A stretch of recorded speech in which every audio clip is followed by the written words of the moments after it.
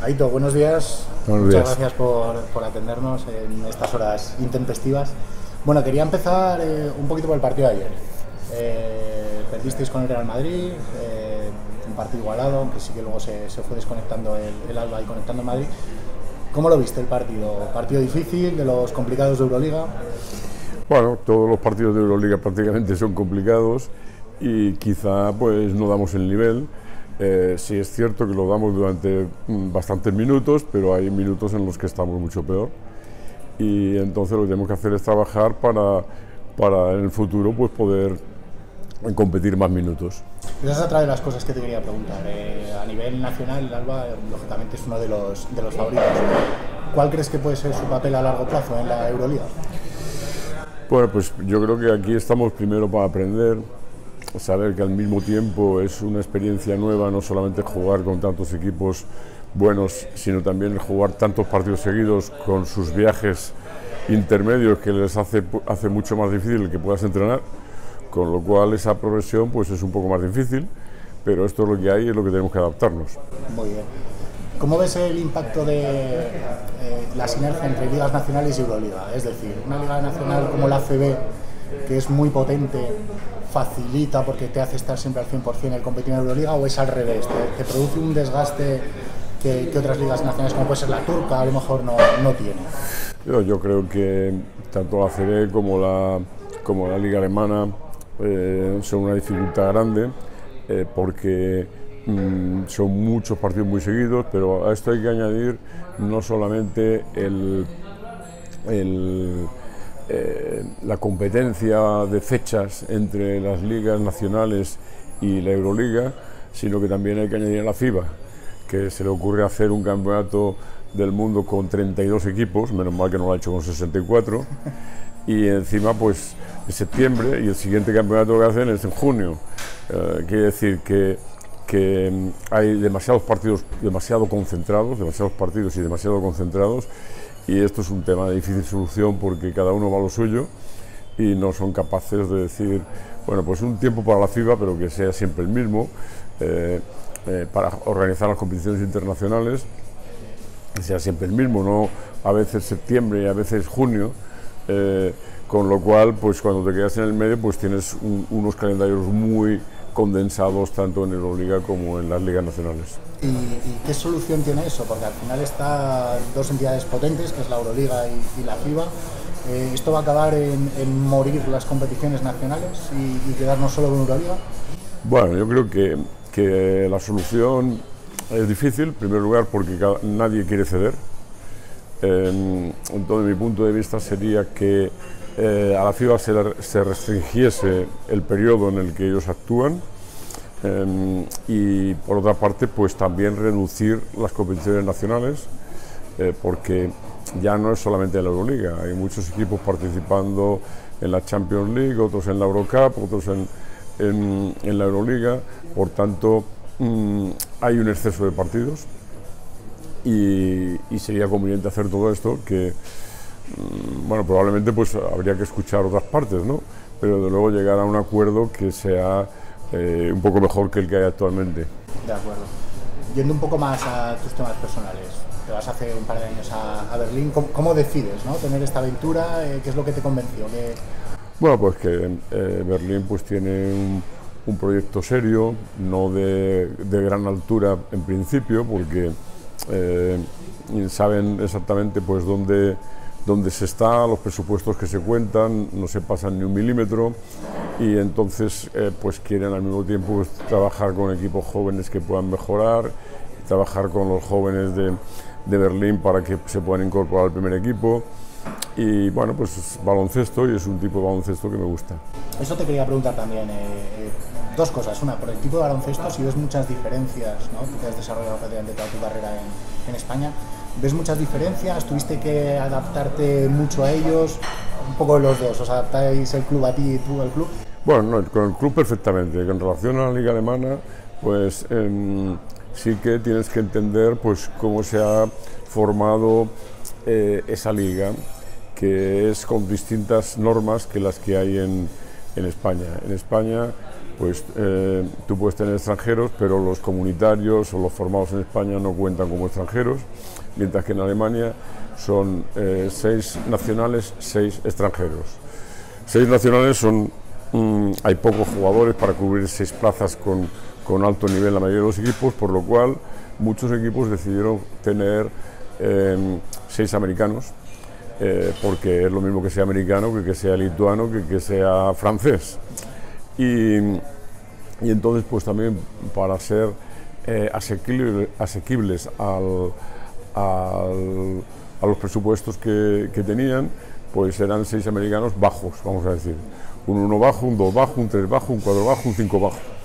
Pero competitivos, fuertes, y entonces pues eso genera un tipo de liga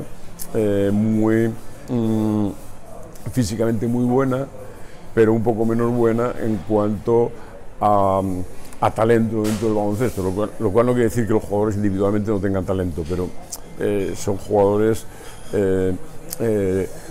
todos, pues bueno, ya puedes saber, porque alguna vez vienen también a España americanos pequeños para jugar en el puesto de 5 o pequeños para jugar en el puesto de 3, que para nosotros serían doses, o doses que serían unos, y entonces eso genera un estilo de competición que es el origen, y creo que ahora está evolucionando a tener un poquitín más de talento, más de lectura del juego. Con respecto a esa casuística que dices, en el baloncesto moderno entonces es poco rentable invertir en la cantera.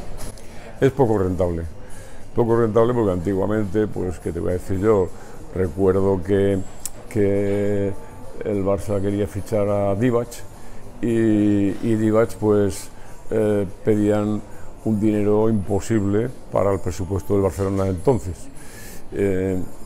Entonces podían retener a los jugadores pues un cierto tiempo. Aquí no se puede retener nunca a nadie, con lo cual si sale uno bueno se marcha. Entonces, pero no hay más remedio que aceptarlo, pensar que eres pues como una universidad americana, ¿no? Que los jugadores están 2, 3, 4 años y luego se van. Pero eso no significa que no puedas trabajar. Lo que está claro es que no puedes trabajar para mantener un equipo durante muchos años, cosa que afortunadamente nosotros hemos podido hacer en mucha más medida que la mayoría de los equipos, manteniendo gran parte de los jugadores del año pasado. Muy bien. Ahora que estás muy metido en la liga alemana, quería preguntarte por esa nueva generación de jugadores alemanes. Es decir, en los primeros de los años 2000 había una generación alemana muy potente, con Nowitzki al 100%, con Okulaya, con Femerling. Han tenido una pequeña travesía por el desierto, pero ¿cómo ves la nueva generación para que pueda volver a competir? Bueno, yo creo que la parte mejor es que sean buenos de cabeza. Siempre decía también que cuando jugábamos las selecciones nacionales de categorías base, de juveniles o de junior con Alemania, que parecía imposible que les pudiésemos ganar, en España me refiero, y siempre acabábamos ganando porque teníamos una mejor concepción del juego, teníamos unos bases que eran más bases. Estos en principio son todos pues técnicamente bastante bien, altos, pero dominan menos en los fundamentos colectivos, pero afortunadamente pues están saliendo jugadores que van variando un poco esa dinámica y van entendiendo mejor las cosas, y yo creo que eso pues si persiste así pues va a ser muy bueno, porque ya no solamente tendrás jugadores altos, sino jugadores altos y que entiendan el juego. En base a esa evolución, ¿no? de los jugadores, incluso del baloncesto moderno, quería preguntarte, ¿no? Hablé hace unas semanas con Xavi Pascual y hablábamos de eso, de que ha pasado de ser algo relativamente encorsetado con sistemas a mucho triple, mucho correr, mucho rebote, el small ball que tan de moda pusieron los Golden State. ¿Cómo ves ese cambio? ¿Es necesario subirse? ¿Se puede seguir un poco con la...? Hombre, yo creo que en ciertos aspectos es positivo, pero no en todos. Creo que la desaparición del juego interior en gran medida es perjudicial para la espectacularidad del baloncesto, y eso solamente se puede recuperar pues mejorando el arbitraje a los pivos y mejorando las reglas para que los pivos tengan más posibilidades. Por ejemplo, pues hubo un tiempo que eso se intentó haciendo la línea de 3, o poniendo la línea de 3, para dejar más espacios interiores, pero cada vez se va anulando más porque las condiciones físicas de los jugadores son mayores y entonces ayudan y recuperan. Entonces, por una parte creo que hay que seguir trabajando para que pueda recuperarse ese juego interior que da una mayor espectacularidad al baloncesto, que no solamente llegar y tirar de 9 metros. Y luego también, pues también la forma de aplicar las reglas, ¿no? Las reglas para los pequeñitos les dejan hacer pasos todas las veces que quieran, y los de dentro, pues en cuanto se mueven, pues puede ser falta. Sin embargo, no les dejan mover un pie de más, y lo cual es lógico por otra parte, pero claro, no se aplica el mismo criterio para los de fuera que para los de dentro. En definitiva, que eso no es un tema a corto plazo, porque además ese mismo problema que existe en los equipos ya senior es mucho más grave en los equipos jóvenes.